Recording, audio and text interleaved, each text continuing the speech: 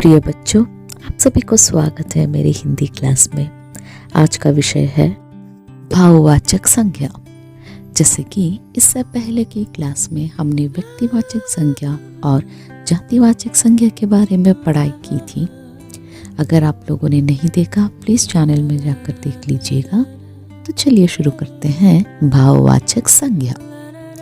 भाववाचक संज्ञाएं वे शब्द हैं जो किसी वस्तु, व्यक्ति या स्थान के गुण, भाव, दशा या अवस्था का बोध कराते हैं। इन्हें हम छू नहीं सकते, सिर्फ महसूस कर सकते हैं। जैसे खुशी, दुख, क्रोध, बचपन, जवानी, मोटापा, मिठास, सुंदरता, मित्रता आदि। प्रिय बच्चों, जैसे मैंने बताया, भाववाचक संज्ञा को हम सिर्फ महसूस कर सकते हैं, छू नहीं सकते। इसके लिए उदाहरण है ठंडी हवा। जब भी आपको गर्मी लगती है, जब आप किसी ठंडी हवा का महसूस करते हो तो आप उसे देख नहीं सकते, हवा को छू नहीं सकते, सिर्फ महसूस कर सकते हो। इसे हम भाववाचक संज्ञा कहते हैं।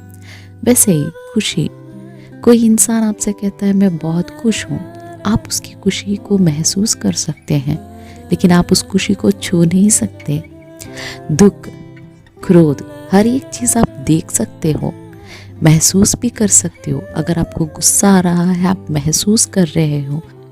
वैसे ही बहुत सारे उदाहरण हैं। चलिए देखते हैं भाववाचक संज्ञा के कुछ और उदाहरण। सबसे पहले देखते हैं मन के भाव। इंसान के बारे में अगर देखा जाए, क्रोध, प्रेम, ईर्ष्या, दया, घृणा, उत्साह, निराशा, यह सब एक व्यक्ति और एक जानवर में दिखने वाले भावना हैं। नेक्स्ट आता है गुण।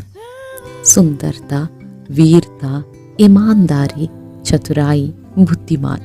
ये भी किसी इंसान और जानवर में आप देख सकते हो। यह फूल सुंदर है, यह चीज़ सुंदर है, यह इंसान सुंदर है। उसकी सुंदरता के बारे में बात किया जा रहा है, मतलब उस व्यक्ति के बारे में हम भावनाएं प्रकट कर रहे हैं कि वह सुंदर है। ईमानदारी, वह लड़का बहुत ईमानदार है, उस लड़के की ईमानदारी के बारे में बात किया जा रहा है।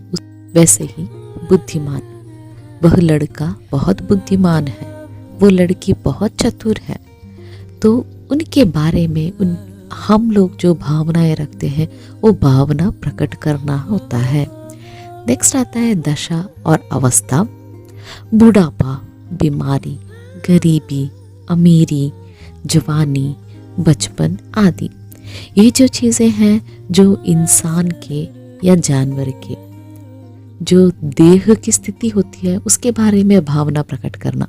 अब मैं बूढ़ा हो गया हूँ, सो जो व्यक्ति के शरीर के बारे में है उसके बारे में बताया जा रहा है। गरीबी, वह इंसान बहुत गरीबी में जी रहा है, उस व्यक्ति की आर्थिक स्थिति के बारे में बात किया जा रहा है। अब बात करते हैं भाव और क्रिया के बारे में। भाव होता है हंसी, रोना, दौड़ना, लिखना, पढ़ना आदि।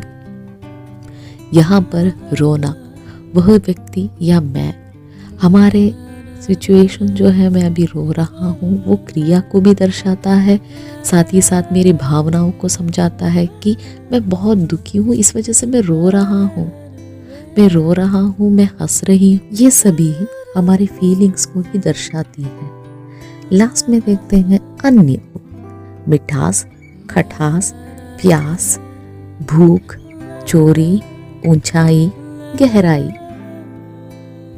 यह सभी भी हमारी भावनाओं को ही दर्शाती है।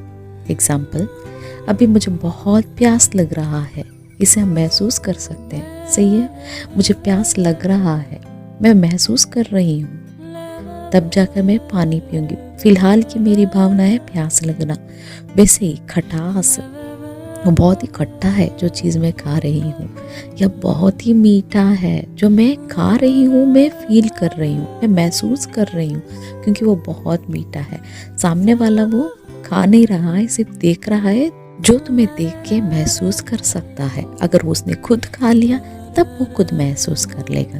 तो वो जो चीज़ें होती हैं, अगर आप महसूस कर रहे हो या कोई जानवर महसूस कर रहा है, कोई और महसूस कर रहा है, तो उसको हम भाववाचक संज्ञा कहते हैं। या बच्चों, आशा कर रही हूँ आप लोगों को समझ में आ रहा है कि भाववाचक संज्ञा है क्या। भाववाचक संज्ञा सिर्फ और सिर्फ आपकी फीलिंग्स को दर्शाता है।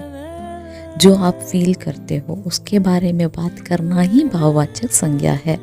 चलिए कुछ वाक्यों के उदाहरण के अनुसार देखते हैं ताकि आपको आसानी से समझ में आ जाए। सबसे पहले, उसकी बातचीत में बहुत मिठास है। इस वाक्य में अगर आप देखो, वह एक इंसान के बारे में बात कर रहे हैं। उसकी बातचीत, हम लोग नहीं बता रहे हैं उस व्यक्ति का नाम क्या है, उसकी बातचीत, जो भी बात करता है वो बहुत ही मिठास होता है। यहाँ पर मिठास जो है भावना प्रकट कर रही है। हमें गरीबी में भी सदाचार का पालन करना चाहिए। यहाँ पर भाववाचक संज्ञा है गरीबी। बचपन की यादें बहुत सुहानी होती हैं।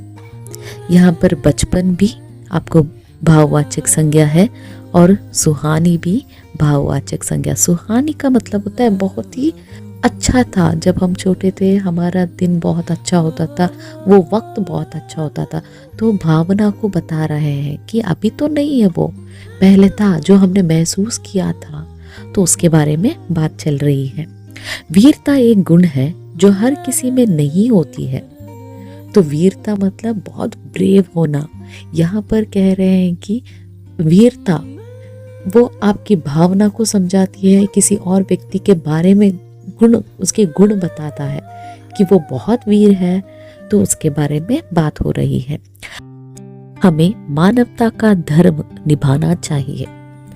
यहाँ पर मानवता जो है भाववाचक संज्ञा को दर्शाता है। उम्मीद है बच्चों आप लोगों को भाववाचक संज्ञा समझ में आ गया है। नेक्स्ट क्लास में मिलते हैं। धन्यवाद।